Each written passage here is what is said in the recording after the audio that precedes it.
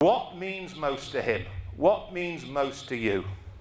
Newcastle upon Tyne, the city of Newcastle.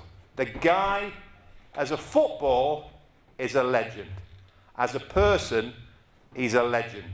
And as the city of Newcastle upon Tyne, he's a legend. Put your hands together for a fella called Peter Beardsley.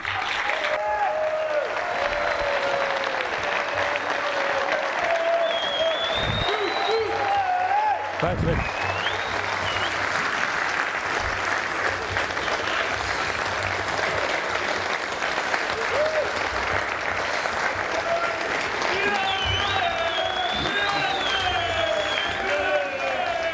Can I just say, I thought he was taking the piss when he said he can't see anybody. Well, you literally can't see anybody. There's a black and white shirt down there, but apart from that, can't see anything. But well, I had the pleasure of working with Mick. Some of you would have seen on Mick and obviously Steve's show yesterday about the end of the show in terms of we got to work for the '98 World Cup in France. And honestly, one of the best experiences I've ever had. Unfortunately, he wasn't able to play, but we travelled the length and breadth of France. Unbelievable. And obviously, since that, he's commentated on my games and obviously got to know each other. And what he's just said about me is obviously really nice, really kind. And yeah, didn't doubt anything else, but you'll know, and certainly the older ones in the room, with all due respect, there's never been a better radio commentator than this fella. And I really mean that.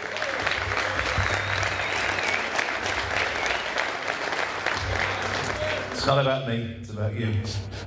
How are you? Are you all right? Yeah. What about football? Tell me about football. Tell me how much you love football these days, or don't you like about football these days?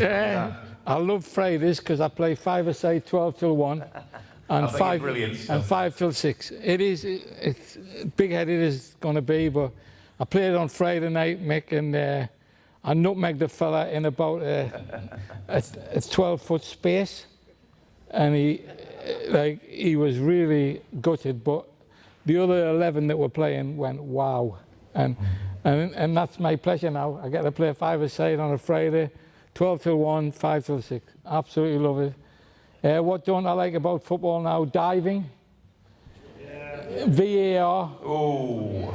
Yeah, and yeah, to be fair, you could go on and go on, but like, people diving is my big pet hate. You know, I may have dived in the past, but the good thing is, if I did, nobody can remember it and nobody can see it.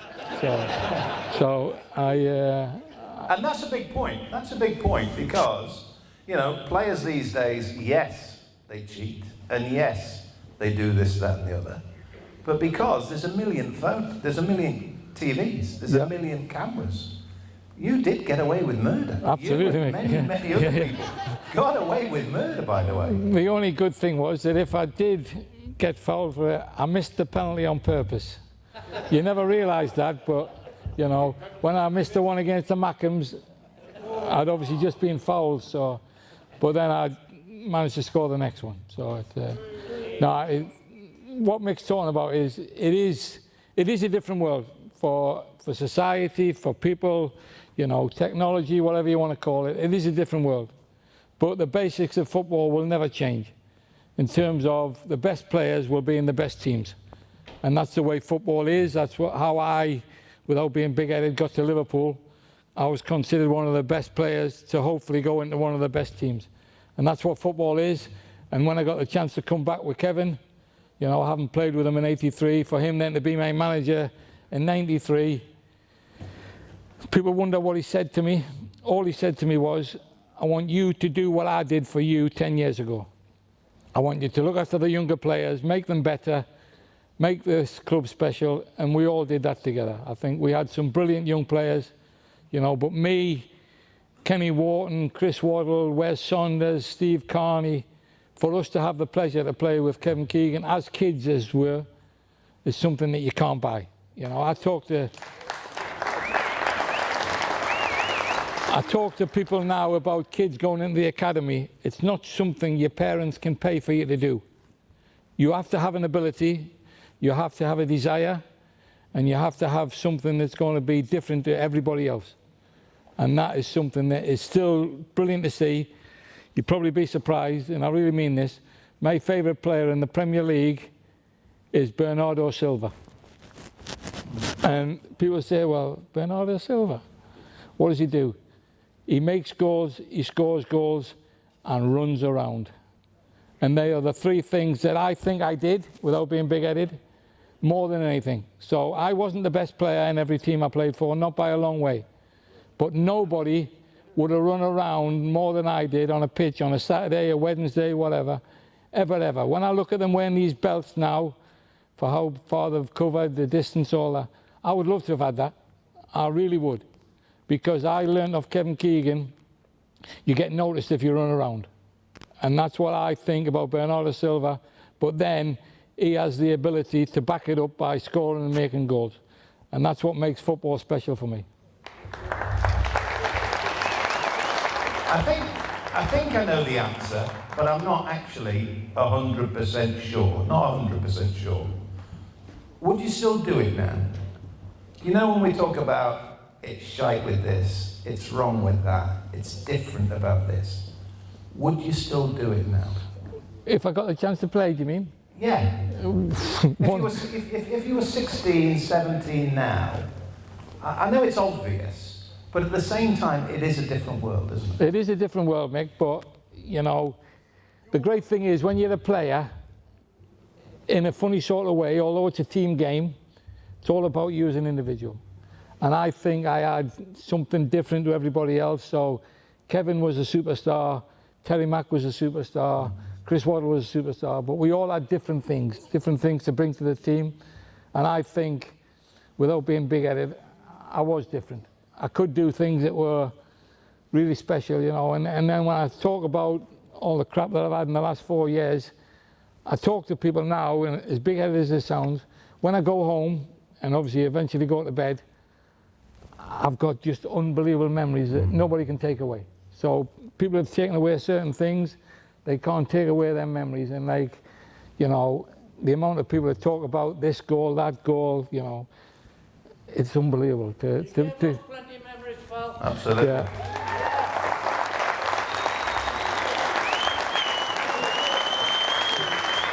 The fact that you mentioned it there, the thing about football is it's a team game.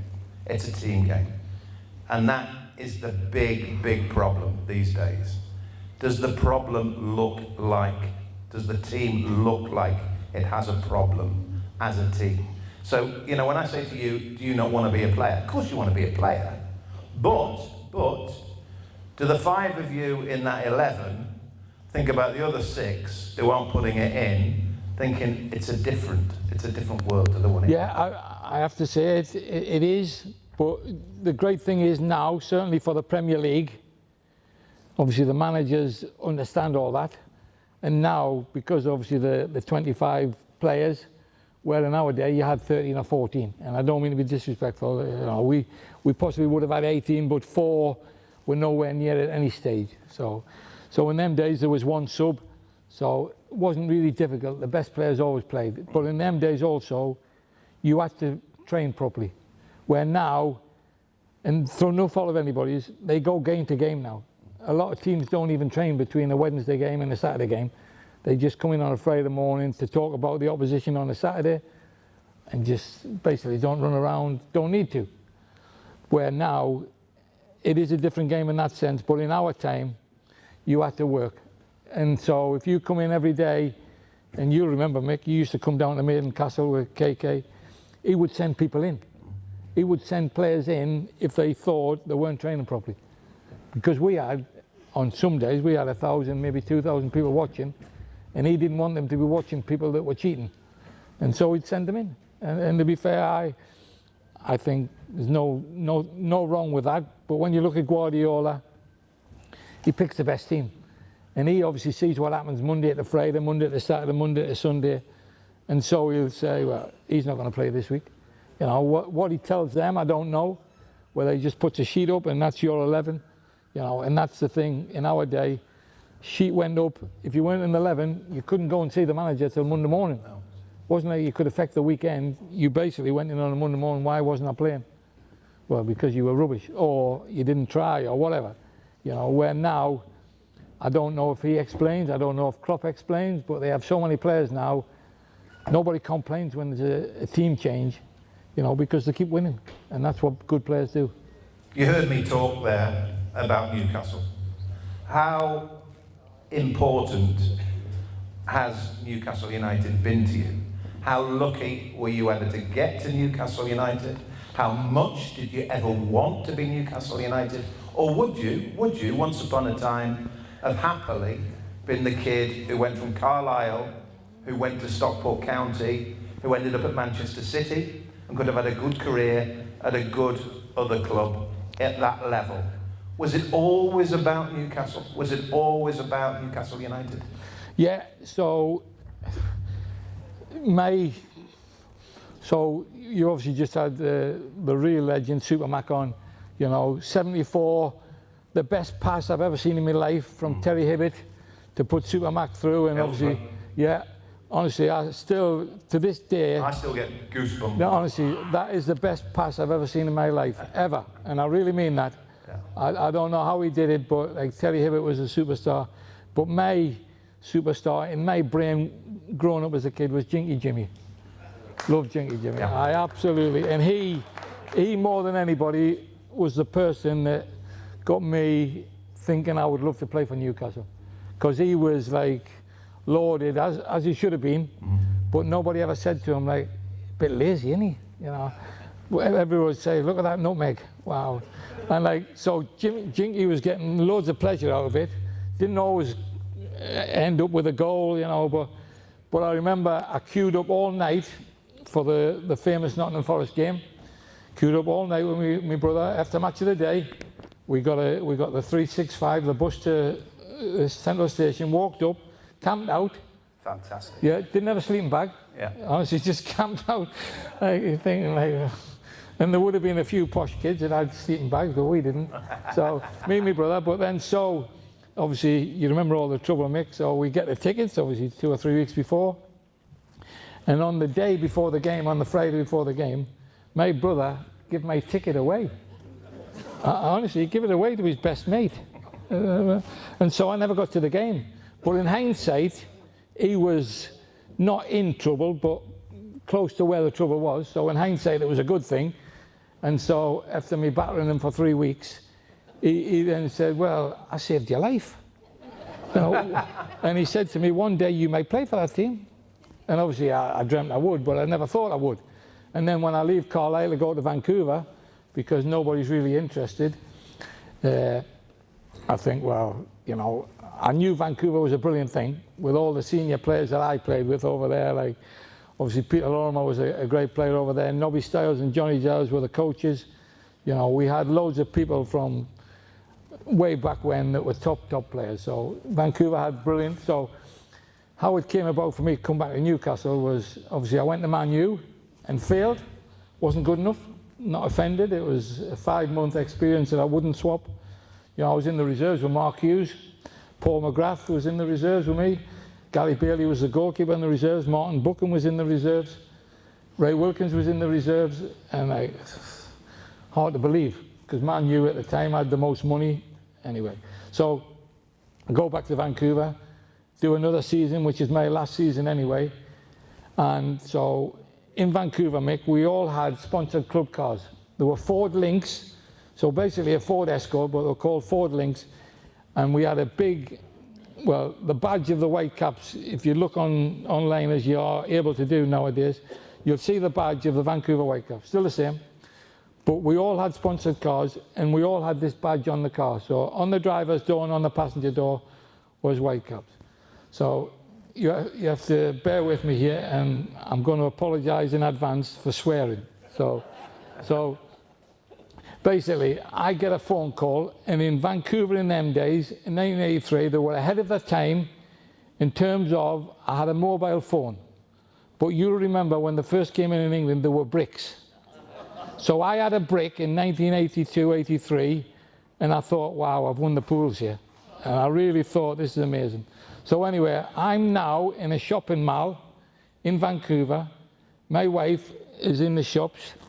And so I'm sat in the car, listening to the radio, and I get a phone call on the brick. So this fella says, it's Arthur Cox here. Would you like to come and sign for Newcastle? Nothing else, not like, how you doing? So I told him to F off. Because I could see lots of Vancouver Whitecap cars in the shopping mall. And I thought, somebody's taking the piss out of me here.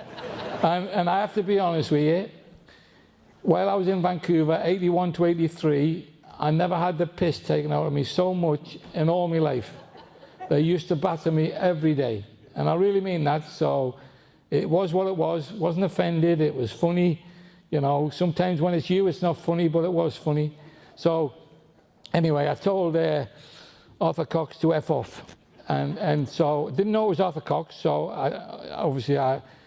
in them days, I didn't know what Arthur Cox sounded like. Never ever seen him on the internet or whatever. That wasn't possible. So anyway, so he rings back. And so he said, let me just have a chance to talk. He said, would you like to come and play alongside Kevin Keegan?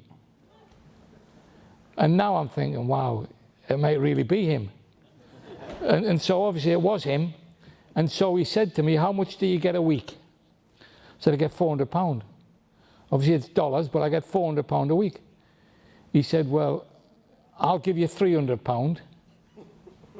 And as you know, as you rightly know, with people coming and going and coming to different clubs, when you go to a new club as a better player than what's there, you don't go for less.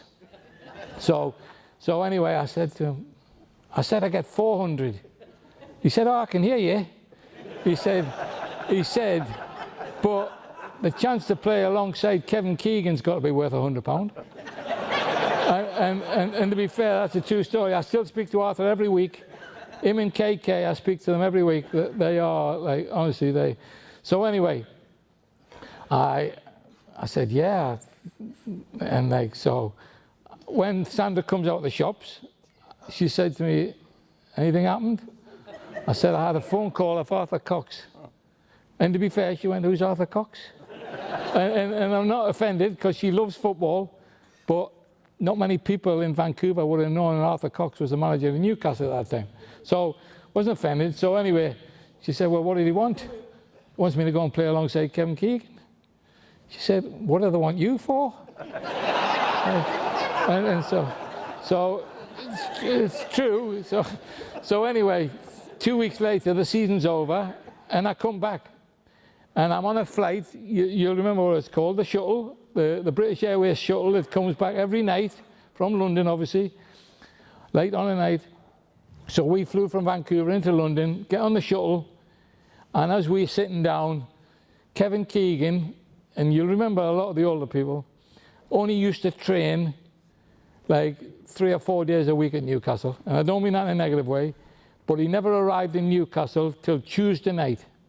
So as luck would have it, I didn't know this at the time, as luck would have it, I was on the same plane. So I'm sat with my missus and just hiding, like, knowing he wouldn't even know who I was. So anyway, he had obviously spoke to somebody on the plane, and as we got off, he said, you're the little fella that Arthur Cox has been talking about. He said, he's been talking about you for weeks. He said, I'll be there in the morning, I'll be training, you better be good. And you'll have heard Kevin since, they thought they were getting Kenny Dalglish. They absolutely thought they were getting somebody that was a superstar. So anyway, I go, as I said, he said, you better be good. So went to training, and in them days we trained at Benwell. So the pitches were awful, and I don't mean that in a negative way, because that's the way it was, not complaining.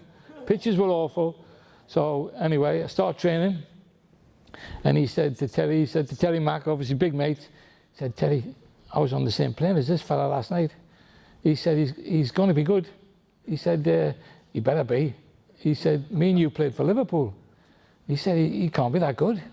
And so anyway, after 5 minutes, Kevin went over to Arthur and he went, yeah, he's decent. He's not Kenny Dalglish, but he's decent. and so from that day forward, Kevin took me under his wing, and to this day, he has been unbelievable to me. And I really mean that. So, been unbelievable to so many people in the world, not just in Newcastle, but to me, he treated me like a king. So you'll remember, well, you may not remember some of the younger ones, but we went to Derby in the promotion season, and Arthur Cox had a migraine. But in them days, and I don't mean this in a bad way at all, a migraine was a really thing that basically stopped you working. And I don't mean that in a nasty way. If you had a migraine, you were in a bad way. So anyway, Arthur has a migraine, so Kevin Keegan takes the team, and we go down to Derby, and Kevin's in charge, never been in charge before of any team, you know, you're still playing, and he picks the team. And so normally, you know, was pretty much the same team. He made 2 changes, but we come in at half time and we're winning 2-0. And to be fair, we're flying. Derby were poor then, and so he's talking about how good we were and everything. And then we go out and we get beat 3-2. And so we come in at the end of the game, and he said, you Geordies, I've shit a lot of yous. He said, not you, Pedro.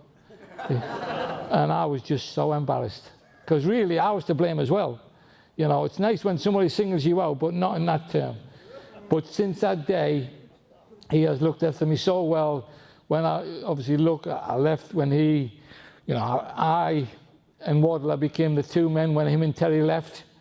You know, not as good as them, but we were meant to be the same. And then we get George Riley, and we get Tony Cunningham, and we get Billy Whitehurst. You know, it was just a brilliant experience for us, and I really mean that. You know, when I mentioned Kenny Wharton before, we just loved Newcastle. And everybody that came to the club, we made sure. So in the 80s and then in the 90s, when a Philippe Albert or a Mark Hoddiger or a David Ginola, Les Ferdinand, we educated them about the city. And that is probably one of the most important things that anybody learns. When I came back from Vancouver, obviously I didn't need to, because I was a Geordie. Bit of a Canadian one, but I basically was back in very quickly and knew what it was about. Because this is a special place. Mick mentioned it at the start. There will never be a better football place in the world, and I really mean that.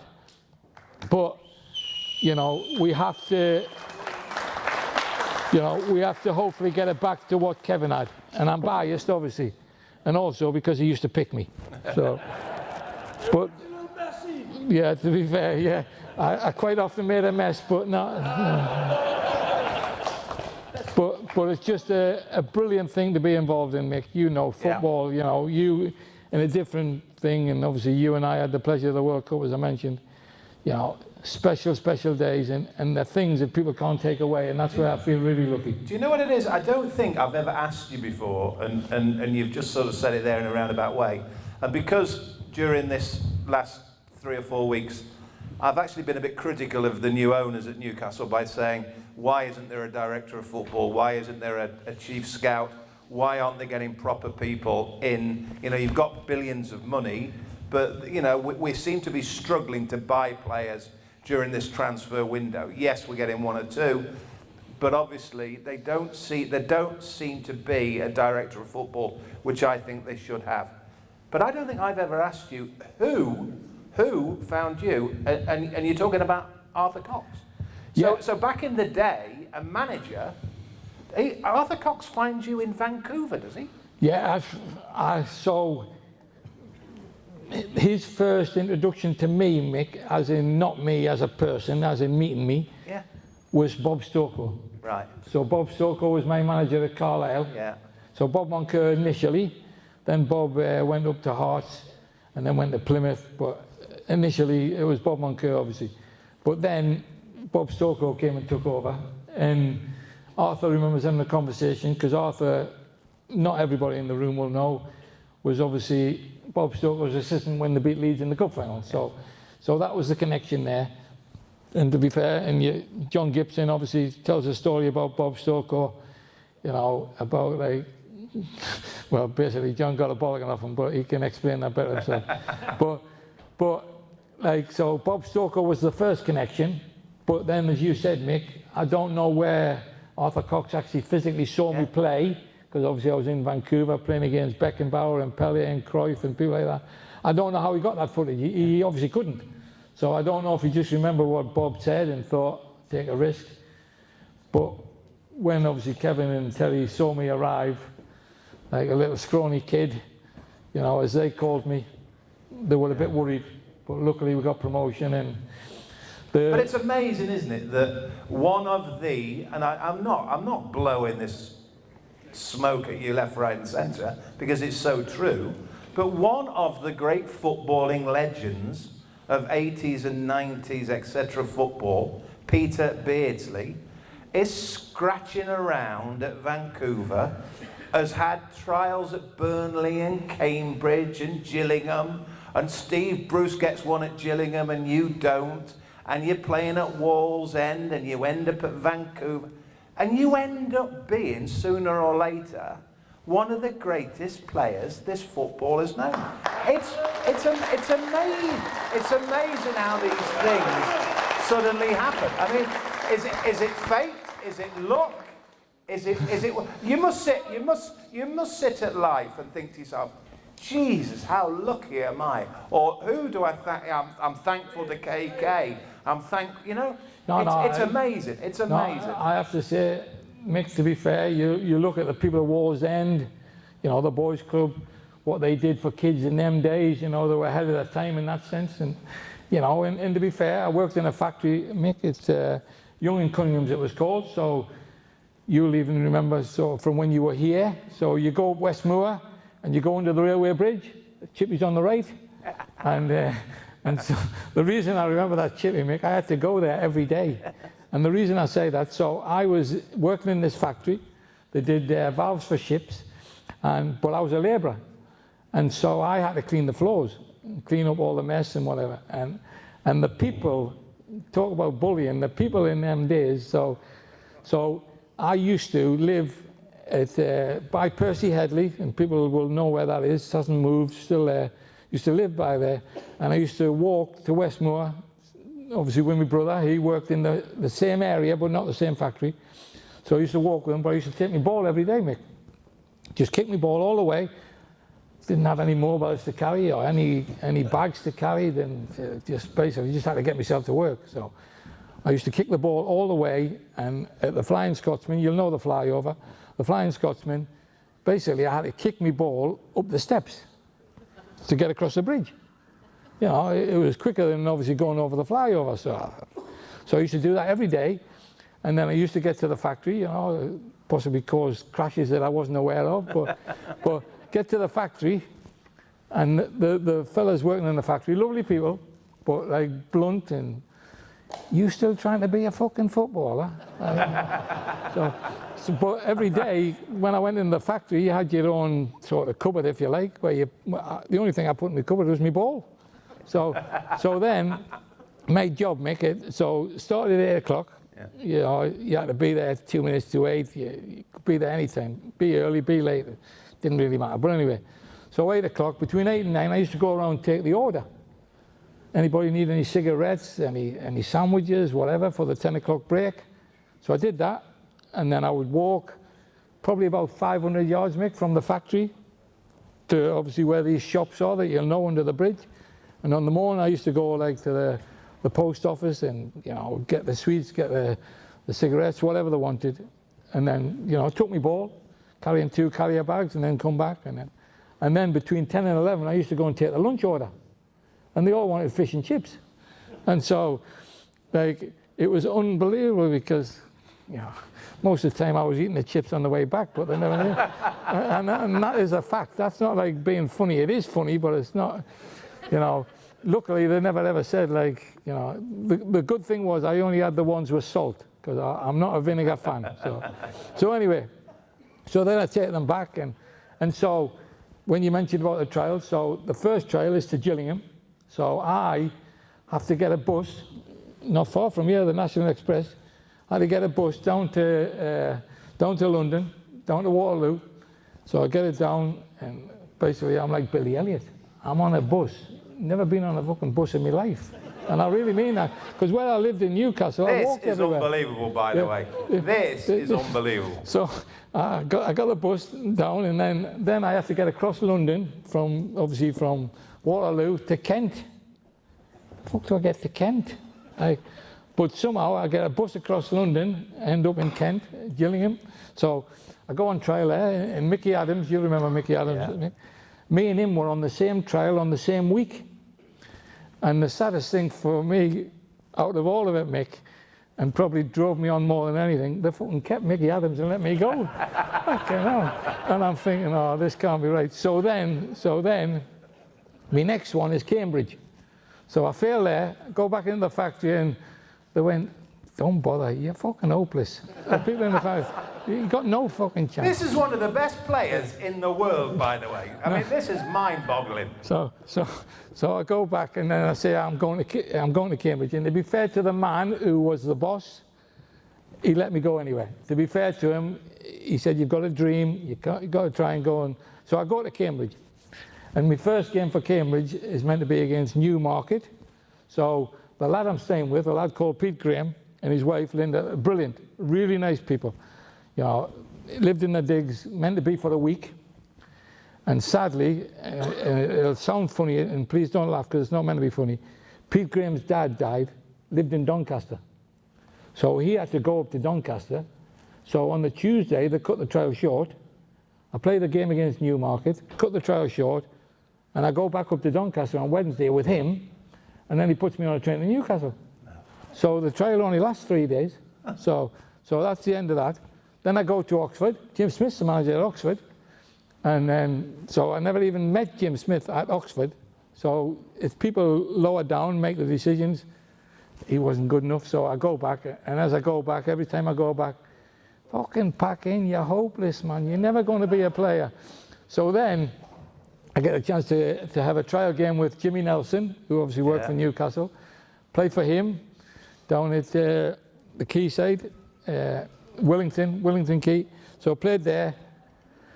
And Jimmy said, I like what I see, you know, but it's not up to me. He said, it's up to Bill McGarry.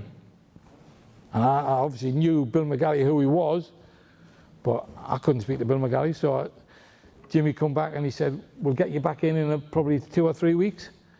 And so, anyway, in the meantime, Carlisle come. And Bob Moncur obviously was the manager at the time. And so I went and trained with them for a week, played against Workington, scored a goal, beat them 2-0, and then go back in, and Bob Moncur says, I like what I see. He said, we've got a game with the reserves on Friday at Newcastle Blue Star. So Wolvesington, obviously right by the airport, still there now, but it was a grass pitch then, it's Astro now, but anyway. So Bob Moncur is playing now for Carlisle Reserves as a sweeper. So he's like 40 now, and I'm playing. And so after the game, he said to me, do you want to come back to the Diamond with us? So most people in here will know the Diamond pub. I'd never heard of it, Mick, and I'm being really serious. Never had a drink in my life, never heard of it. He said, come to the Diamond. So I went to the Diamond. Thursday night, never forget it, he said, we want to offer you a contract. We'll give you 2 years, £30 a week. And he said, what do you think?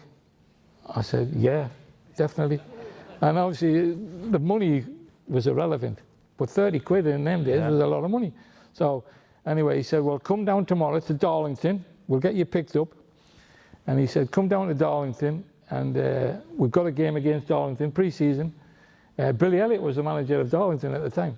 He really was. So I go into his office and sign a form. Not Billy Elliott. To be fair, he might have been dancing about somewhere. But, so I go in, sign the contract, and then I go on. So this is a Friday, Mick. I go into the factory on the Monday, and one of the fellas who was really mean, really like ultimately genuinely happy for me in the end. He said, "If you fucking failed again," he said, "what you fucking back for now?" So I said, "I'm leaving." He said, "You're leaving? Where are you going?" I said, "I'm going to Carlisle." He said, "Are your parents moving?" I said, "No, I'm going to sign for Carlisle Football Club." He said, "Fuck off." But that's the way it was in them days. It wasn't horrible. It wasn't nasty. It was like, but my dad, as big-headed as it sounds, he used to always call me Golden Feet. He always called me Golden Feet when I was a kid. He said, you will be a player one day. Yeah. He said, I guarantee it. And you just got to keep going. He said, everybody will ever go, just keep going. Absolutely. And I'll tell you what, and it doesn't matter.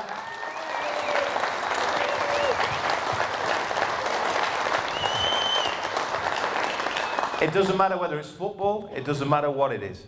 If you have that perseverance, there are people these days who earn £100,000 a week.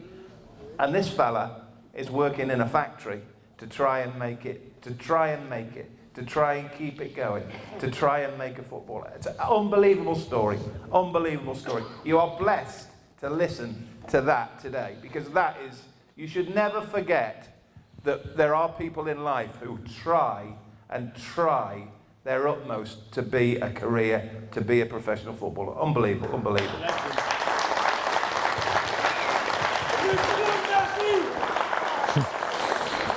So tell, because there is so much there. There is so much there. Tell me, because I thought about this morning, the difference between 83 and 93. That stretch and the first stretch, which did you enjoy most?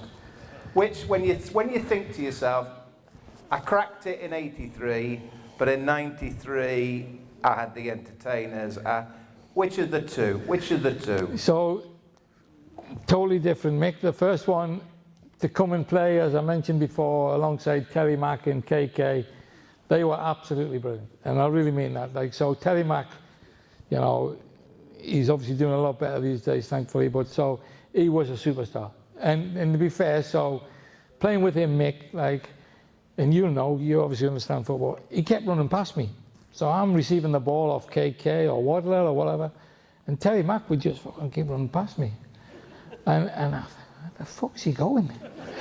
and to be fair to him, he said... He was a player. He was a player. And he said to me, he said, any idea what I'm running for, Pedro? and I said, well, and I'll tell you, I see you. I said, I see you, but I'm not fucking sure.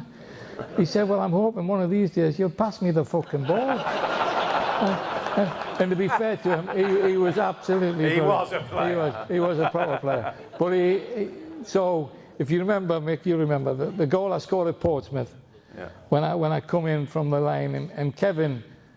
I would tell you, Mick, give me a hospital ball. I wouldn't have said that to him, but he'd give me a hospital pass. So I get round one, but I don't know if you really know, the time of the goal was basically injury time. But as you know, Mick, in them days, the injury time was on the discretion of the referee as it is now, but there was no board goal. No board, no.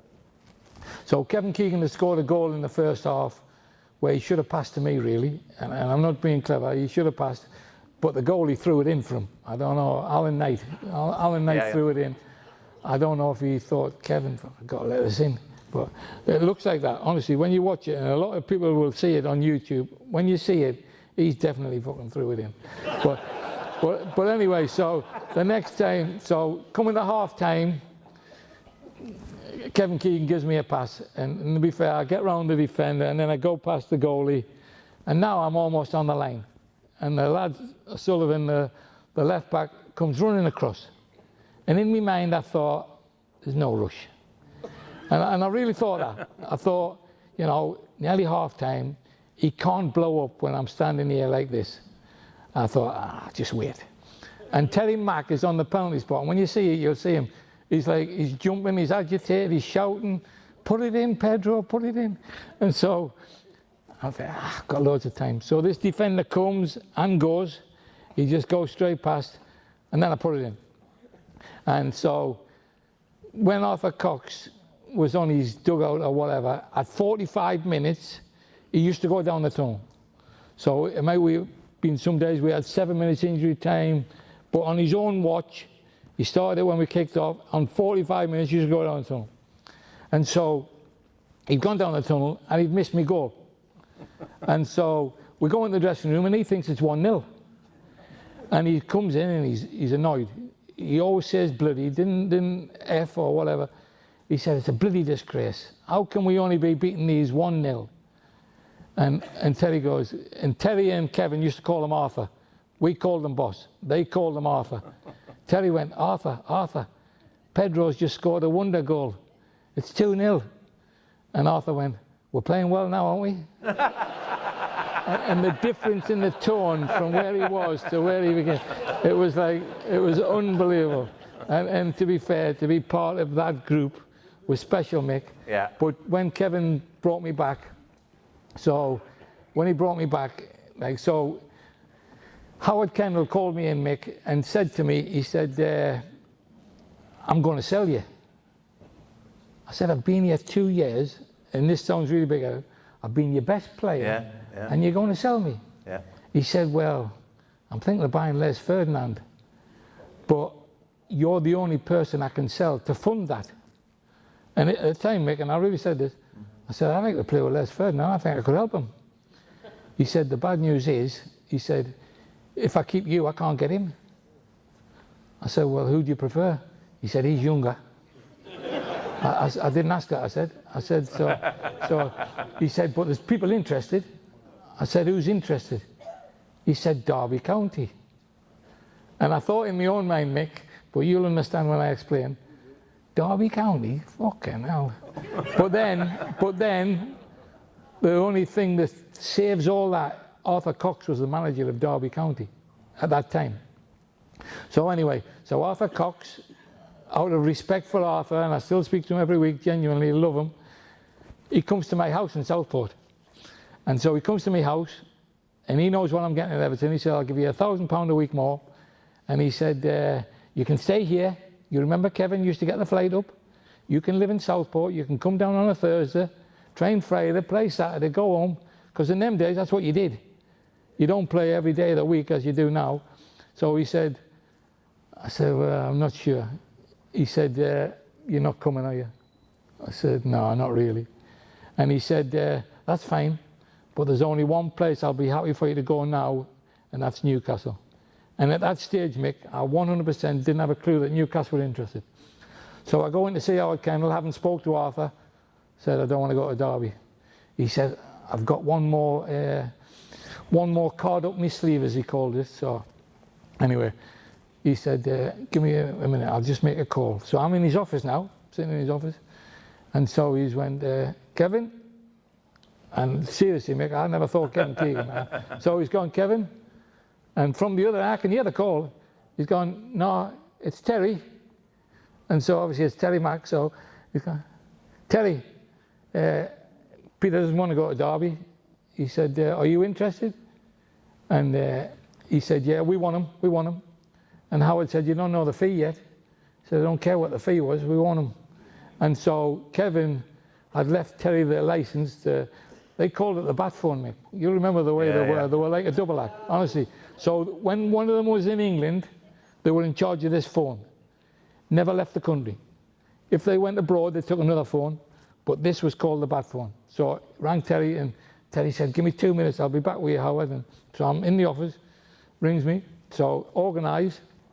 Kevin's back in the country 3 days later. I met them at Wetherby, Mick. You know the hotel on the Bend? Yeah. Yeah, everybody knows that. It's a Newcastle fan, it's been south. The hotel, I go in there, and so I was told to meet them at 6 o'clock. And so I'm in there, 6 o'clock. I'm in there long before 6 o'clock, but they don't know that. So I'm there, and so... About 3 o'clock in the afternoon. Yeah, in about 10 past 6, Mick, KK comes in, and he says, sorry for being late, Pedro. And me, I said, you're not late. Inside, I was saying, yeah, you're fucking late, but I can't say that. I said, no, you're not late. He said, well, sorry for being early. He said, I know what Arthur's offered you. He's offered you £1,000 a week more than what you're getting at Everton. He said, I'm going to offer you £1,000 a week less. He said, but I'm going to get you a Rover car. Because if you remember, and you will remember, we used to get Rover cars. That was just about the start of the sponsorship, and I was supposed to be the main man to be the star catch for Rover. And that's how he sold it to me. But he said, if ever we sign another player that's going to get more money than you, you'll get the same. So now you understand why I never complained when Ginola, Ferdinand, Shearer, when they all came in, you never heard me complain. And that's why, that's not the reason that the second time was better, but the second time was better because Kevin trusted me to make that team better. And then, just tell you a quick story about how I got the captaincy, and Mick will know. Yeah. So, we were down, so we went to Luton on a Tuesday night and played horrendous. In the cup, got beat, and so we were playing Wimbledon away on the Saturday, so Kevin took us straight to Bournemouth. He said, go to Bournemouth and we'll have a good few days, you know. It wasn't about the FA Cup. It was all about the winning of the league and obviously doing as well as we did. Anyway, so we go from Luton to Bournemouth. He said, when we get to Bournemouth, he said, you can have as much drink as you want, but once you go to bed, no more. So he didn't care if you went to bed 5, 6 in the morning. Once you go to bed, don't be drinking tomorrow. So Wednesday, Thursday, Friday. Game Saturday. So anyway, on the Wednesday, we were going to Quasar Laser. Yeah, honestly. So, I can just see you in honestly, Quasar Laser. To be fair, wait till you fucking see Arthur Cox. You know. So anyway, we're going to Quasar Laser, and I get a knock on my door. And it's Terry Mack, and he said, Pedro, have you seen Venice? No. Yeah. Have you seen Steve Howie? Yeah. No. Okay. Have you seen Alec Maffey? No. He said, well, if you can, and you do see them, and he was being nice, he really was being nice, try and warn them the gaffer's looking for them. Because they aren't where they should be now. We're getting on this bus at 2 o'clock to go Quasar Laser. They're not here. So anyway, the three of them, obviously good lads, but not very bright, and obviously like to drink. So that's fine. I'm not against anybody drinking, but there are rules. And so, when we go Quasar Laser, Kevin and Terry wave us off because they're going to look for them three. And so we, as the bus pulls away, and obviously you'll know a bus is higher than a car, we can see in a pub across the road the Three Musketeers. So we can see them, but we never told Kevin. But he goes into the first pub out of the hotel across the road and he sees them. And he took them straight to the station and was going to send them home. So we had 15 players, obviously 14 that you could use, 3 subs, always had a spare. And they get to the station and he's going to send the 3 of them home. And Terry said, Gaffer, if you do that, we'll only have 1 sub. He said, you can't send them home. And so basically he brought them all back. And then the next day we have a meeting and Terry Mack comes to my door about 10 minutes before the meeting. He said, I've got some good news for you, Pedro. He said, you're the new captain. I said, what? Oh. He said, you're the new captain. He said, but don't tell anybody. I said, well, who knows? He said, me, you and the gaffer. He said, but don't tell anybody else because the person who is the captain, which was Barry Venison, is going to get told in an hour or so. So like, we call Barry Venison Skip. So when I say, so yeah, exactly. So when I go past him, all right, Skip. Oh. But I know, because Terry's told me, he shouldn't have told me, I'm going to be the captain.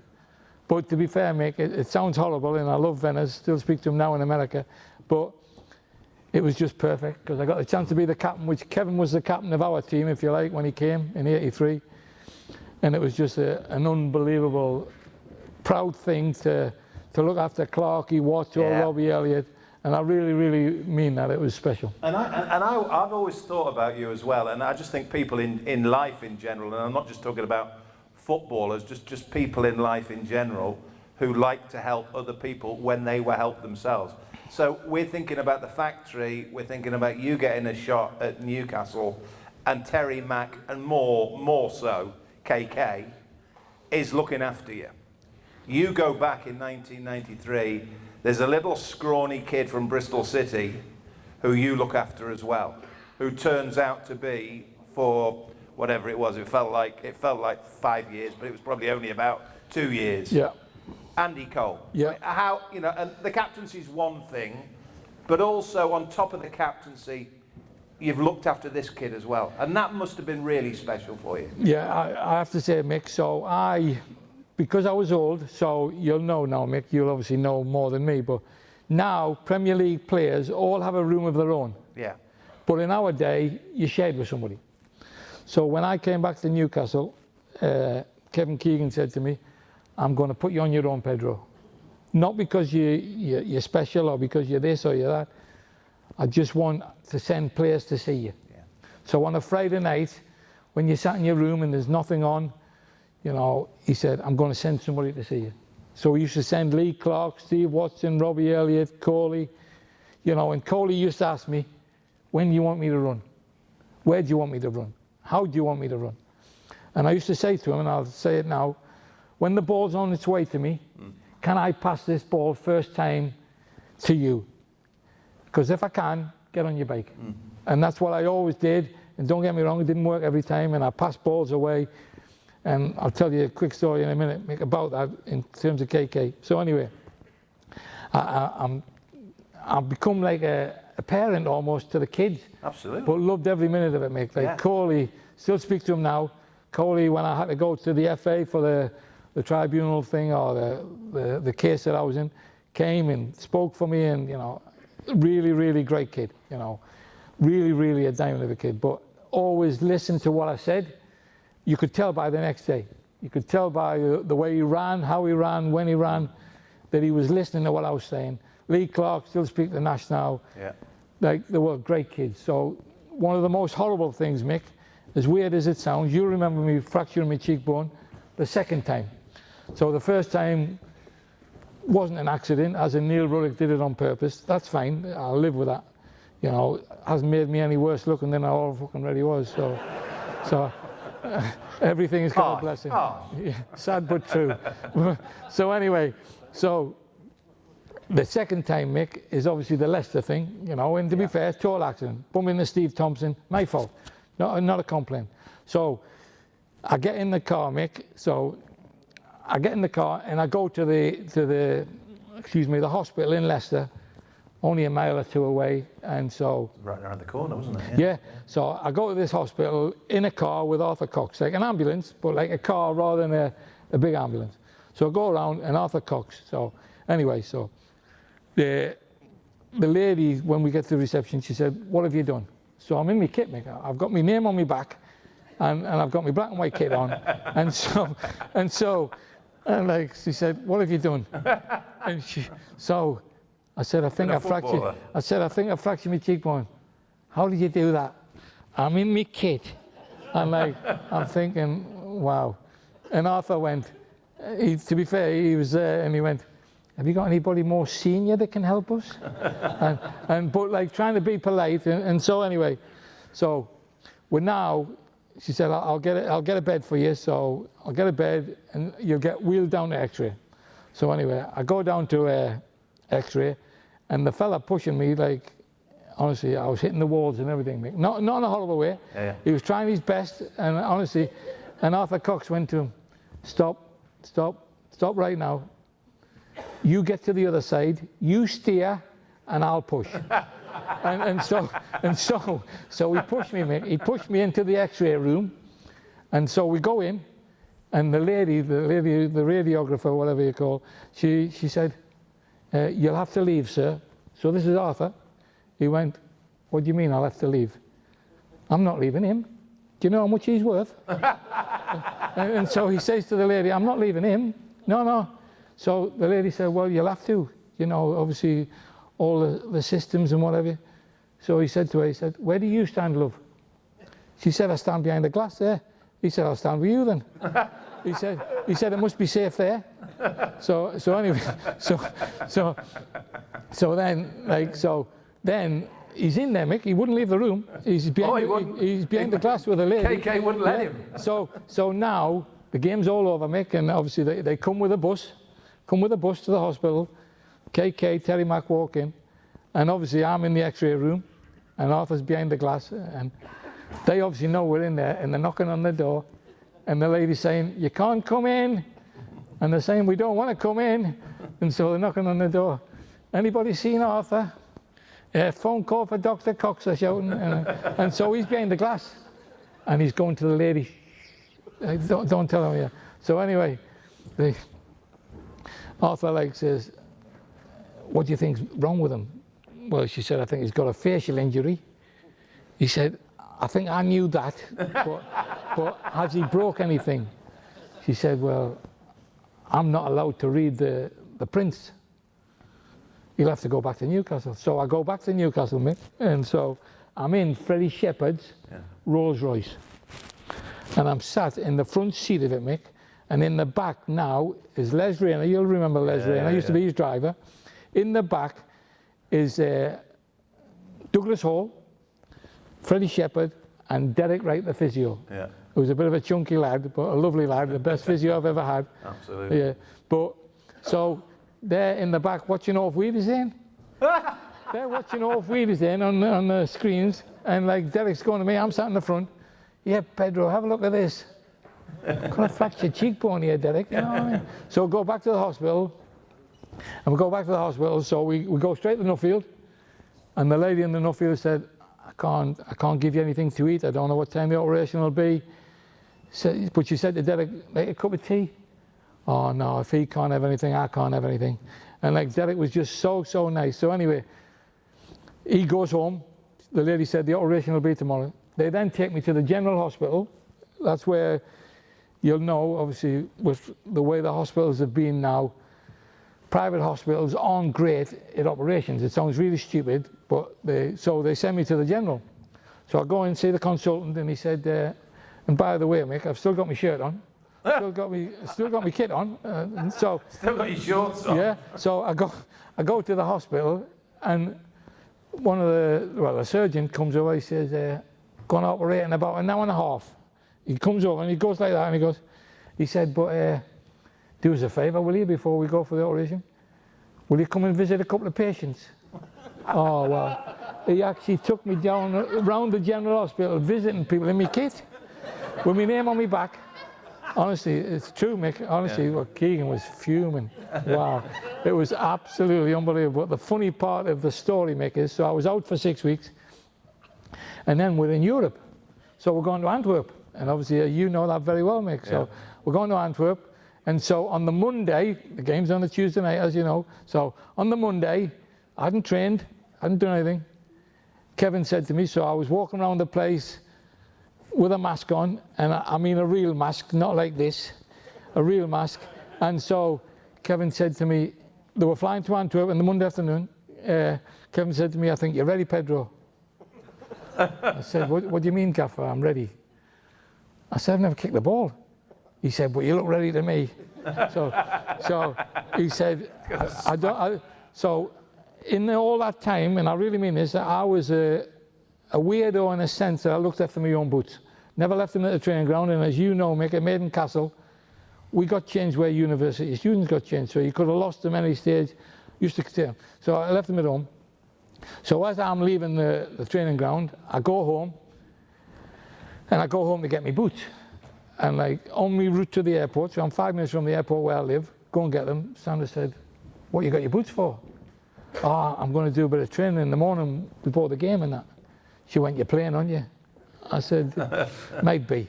So anyway, so he put me in a room where we stayed, Mick, in Antwerp. They basically couldn't give Kevin, Terry, Arthur their own room as they would normally do, so I had to share. So I had to share, and I was sharing with Steve Watson. So I'm sharing with Steve Watson, who'd been fantastic the early part of the season. And so we went out 5 o'clock after the meeting, conker picking. And I really mean conker picking. Not might have been, conker picking. And so Watto, I'm out with Watto, and he's throwing twigs at the trees and getting them down, because he had young children at the time. So he said to me, when do you think you'll be playing again? So I haven't got a clue, Watto. He said, you know what it is? You're the only person I'd be happy to replace me at the moment, because I'm playing so well. But obviously I just told him blatant lies. And as you know, when the team came out, I'm in, and poor Watto was gutted. But to be fair to him, he came to me and he said, anybody but you, Pedro, I'd have been annoyed. But that's where I was lucky, that everybody was really nice to me. And like, I still speak to Mark Hottiger, Philippe Albert. They were just brilliant, brilliant people, and a brilliant time in my life, Mick. So I won the league at Liverpool, but I wouldn't swap Nelly winning the league at Newcastle. I've never asked you before.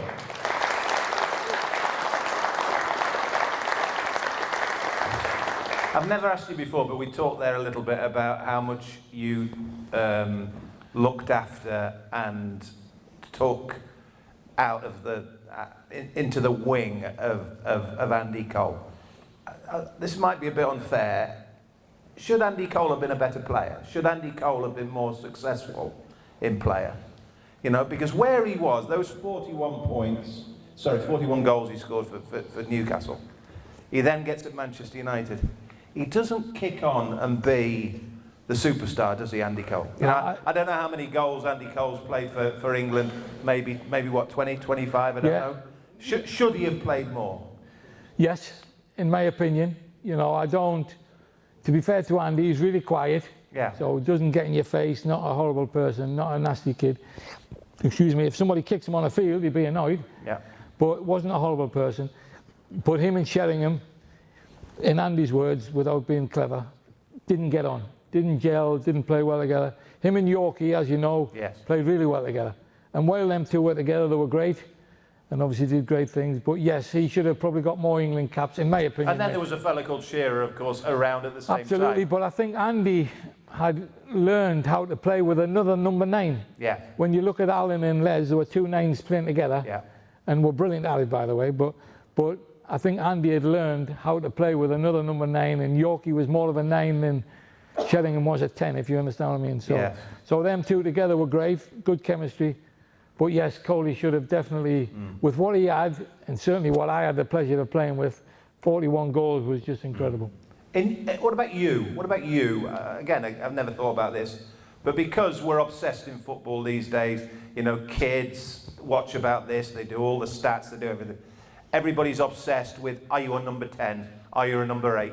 Are you a centre forward? Once upon a time, you were 4-4-2. Once upon a time, you were left side, right side, you were centre midfield. Do you consider yourself, as a professional footballer, to have been a striker, a midfield player, a centre forward, a number 10?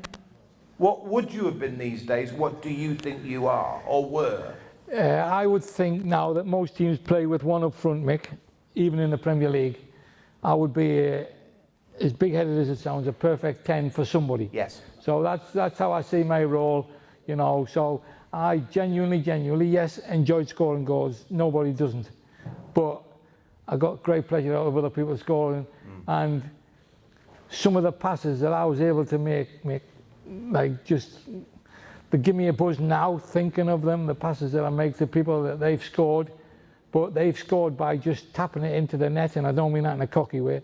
But I just think of some of the passes that I've played and able to play without looking and do things without looking. I'm coming back as me, Mick. Yeah.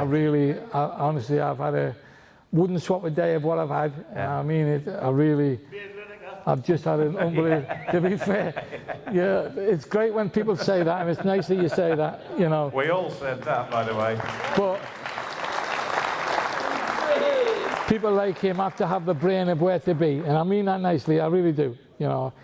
He's got the perfect job in football now, because he wasn't a football lover, and I don't mean that in a horrible way. What I mean is, he doesn't have to ask a question, you know, he doesn't have to answer, he doesn't have to say this, that, and the other, he doesn't have to be critical. He's just got an easy job. Micah Richards might be hard to work with, you know, he's got him and Super Al, you know, and obviously they get on brilliant, the podcast, all that, but he's got a perfect job because he wouldn't want to be a pundit. He has been, and he was in the early days, but he's got the perfect job now. But he was perfect for me, as good as everybody says I was perfect for him. I also have to have the perfect partner, and in him, I had the perfect partner. I have to say, I was thinking about an hour ago before I walked on this stage, and I thought to myself, one of my big lines before I walked out here was bearing in mind you as people coming here to the Tyne Theatre and seeing this fella, but seeing another fella today as well. I thought to myself, can you imagine if Newcastle United had £500 billion and Peter Beardsley and Malcolm McDonald? Unbelievable. Unbelievable. That's, as much as I love Les Ferdinand, Sir Les as I call him, and most people do now, and I think he will get a knighthood eventually because I love him a bit. But anyway, That's my one regret, Mick, that I never got the chance to be Alan's number 10. Yeah. And I really mean that. Alan would have scored 300 goals. So his 260 would have been 300. And I don't mean that in a cocky way to me. But that is the one regret that I had, that when Alan came, the best thing about when Alan came, and if you remember, you'd all remember, we were obviously, I talked about the bad phone. So we were getting on a flight to go to Osaka in Japan, and the phone goes. And the phone goes, and you remember, Mick, you used to listen to the two of them, as in Terry Mack and KK. That's the big one, that's the big one. And to be fair, so Kevin looks at the phone, wow, Terry, it is the big one, it is the big one. But we don't know. Yeah. And so we're literally getting on the plane, and he said, Kevin, off the plane, and I really mean off the plane, didn't grab anything that he had or whatever. Yeah. Terry, I'm off, see ya. And so we're now all asking Terry what's going on, and obviously it's the Shearer thing, but we didn't know for definite, we're hoping, you know. But the really funny thing was, so Les Ferdinand was obviously number 9, so he comes to me, having been told he's not going to be number 9 anymore when Alan comes, and so he said to me, what will I do, Pedro? He said, well, I can't wear number 9, he wants to give Alan the number 9, so he said, I'm not really bothered, but what number can I ask for? I said, well, why don't you ask for 99? And I did, honestly, on my kid's life, I said, why don't you ask for 99? He said, what a good idea, Pedro. So anyway, he goes to ask Kevin, and he comes back, and you'll know this, Mick, you will understand. So he comes back and he said, can't have 99. He said, you're not allowed to have 99. I said, and you'll remember, Mick, Vita Bayo, the goalkeeper, wore 99 for Real Madrid, and then when he went to Portugal. I said, he's talking shit.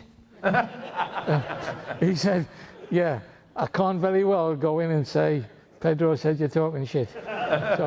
So he said, what do I do now? And so, you know, Mick, he said, he took number 10, and Lee Clark was devastated. So now Lee Clark takes number 20, and Al Nielsen's devastated.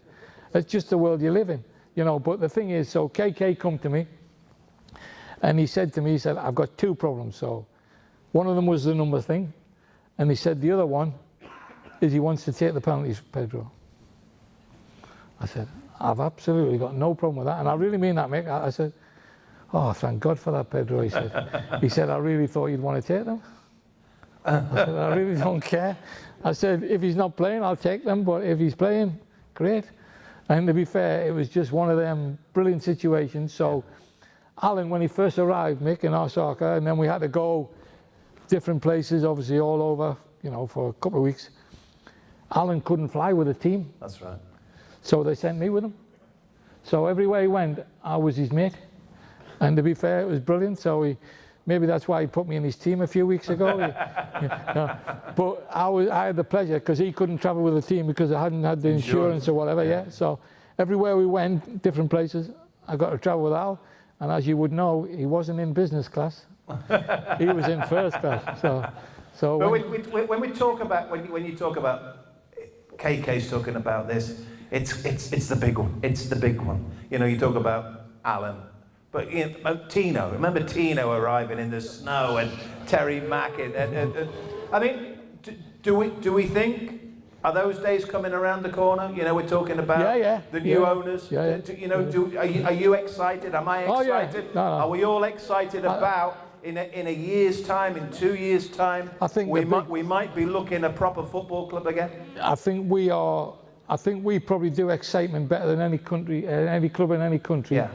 Well, they can do it. They can do it. Yeah. The people can do it. Yeah. Can the football club do it? Well, I think that's certainly the plan, Mick. When you look at what they've done, you know, they've moved on to another level now. And now, you know, tomorrow, you know, I think Steve announced, obviously, Dan Byrne coming. There'll be others tomorrow, and I really believe that, you know. And that's what Kevin brought to the club, and that's what everybody, and to be fair to the new owners, that's exactly what they want to do, you know.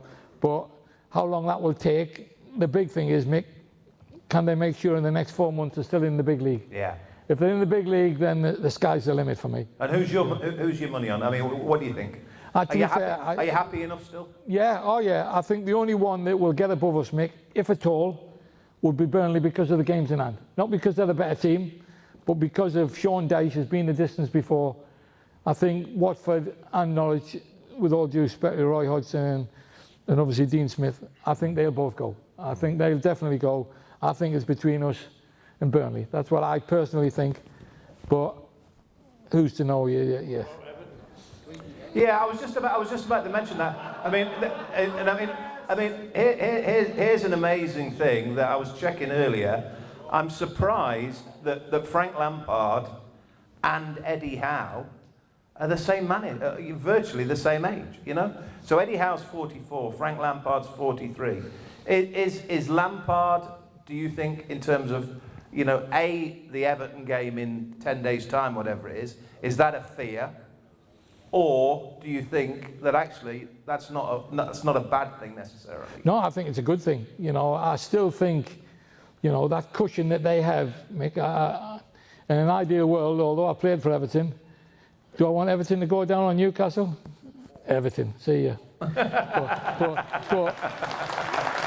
but I really do think, I personally think it's through the bottom four. Yeah. I think it is the bottom four.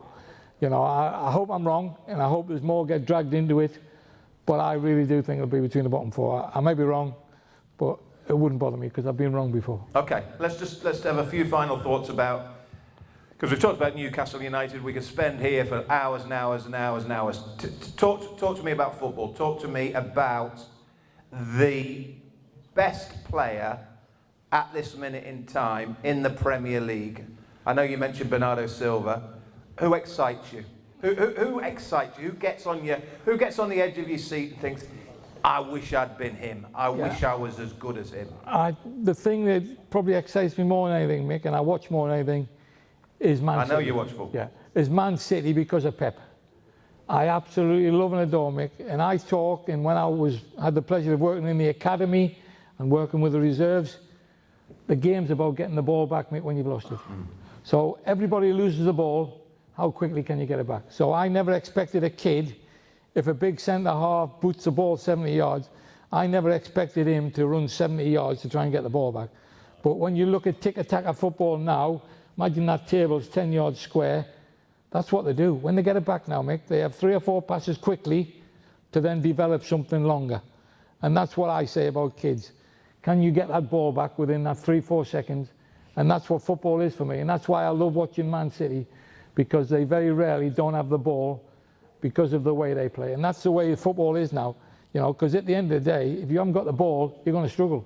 And when you look, Steve Bruce, whether you love him or hate him, they always label the stats that we never had more than 50% possession in games. You know, that's happened in the last couple of games for Eddie. It's part of the game. When you play the better teams, they're going to have the ball.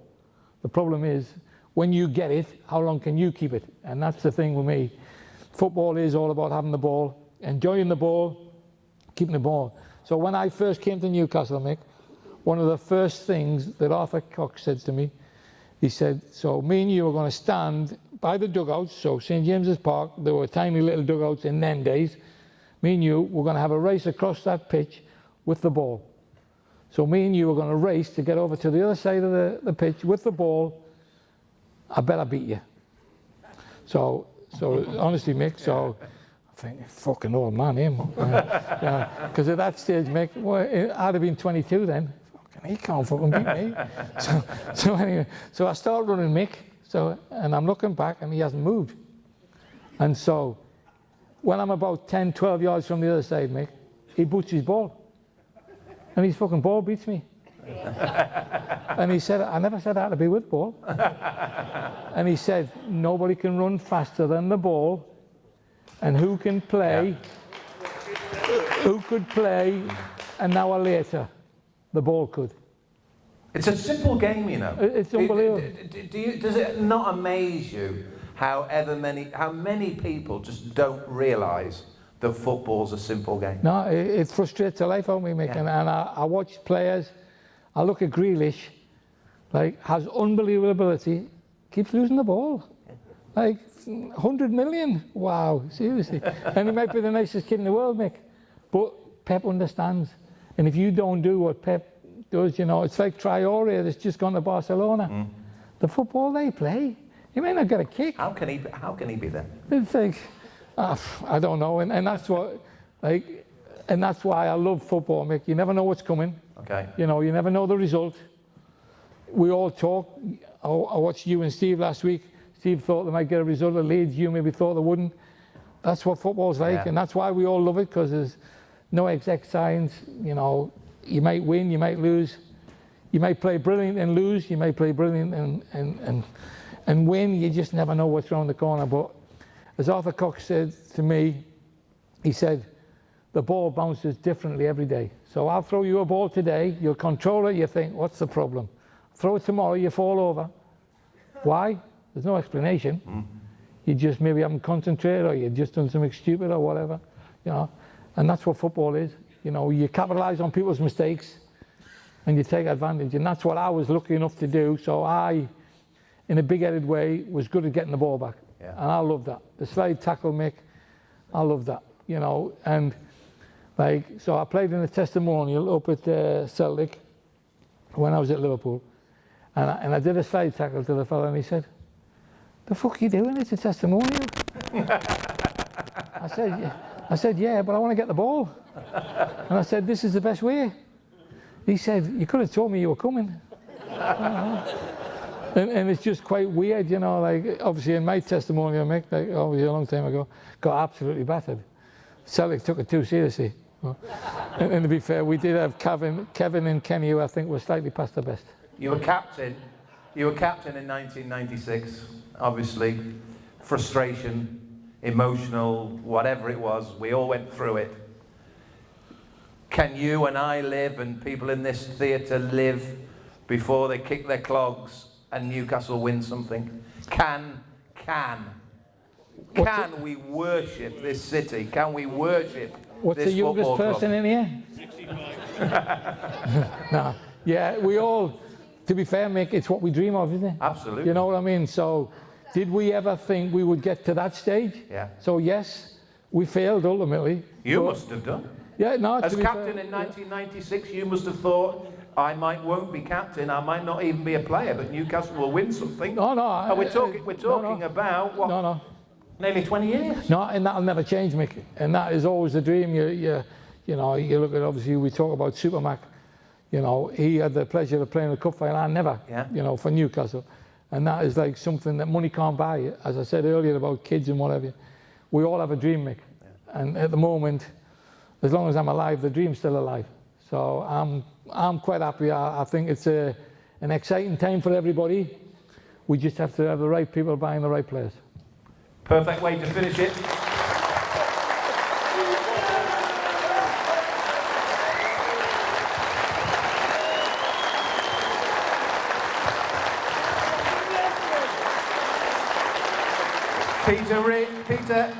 Peter Beardsley's final thoughts were, stay the dream, keep the dream. It's Peter Beardsley for you.